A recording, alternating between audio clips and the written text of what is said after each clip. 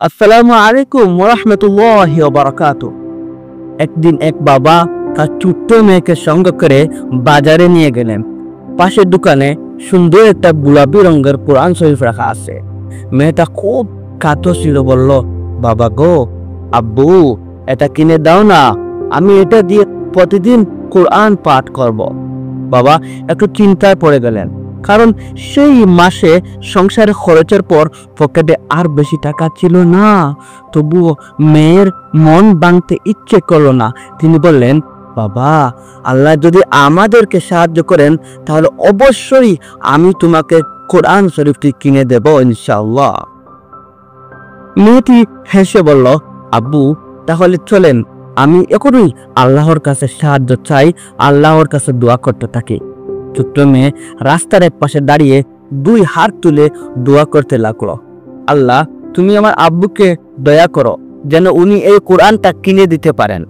আমি তোমার কিতাবটা খুব বেশি ভালোবাসি, খুব বেশি পছন্দ করি।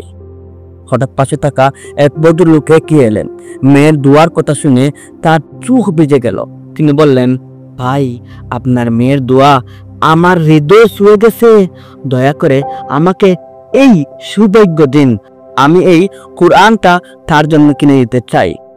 বাবা কিছু বলতে পারলেন না, চোখ দিয়ে অশ্রু গড়িয়ে পড়ল। ছোট্ট মেয়েটা খুশিতে কোরআনটা বুকের মাঝে চেপে ধরল। একটি হাদিস আমি আপনাদেরকে বলি।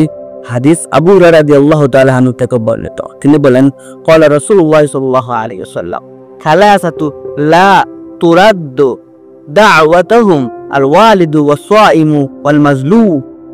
তিন ব্যক্তির দোয়া প্রত্যাখ্যান করা হয় না, পিতার দোয়া, রোজাদারের দোয়া এবং অত্যাচারী ব্যক্তির দোয়া। 3598 নম্বর হাদিস, কিতাব তিরমিজি। এখান থেকে আমরা কি শিখলাম? কোন জিনিসটি আমরা শিখলাম?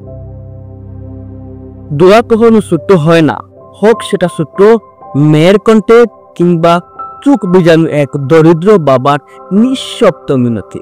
আল্লাহ শুনেন ঠিক তখনই যখন হৃদয় খাঁটি হয়। সুবহানাল্লাহ। আসসালামু আলাইকুম ওয়া রাহমাতুল্লাহি ওয়া বারাকাতুহু।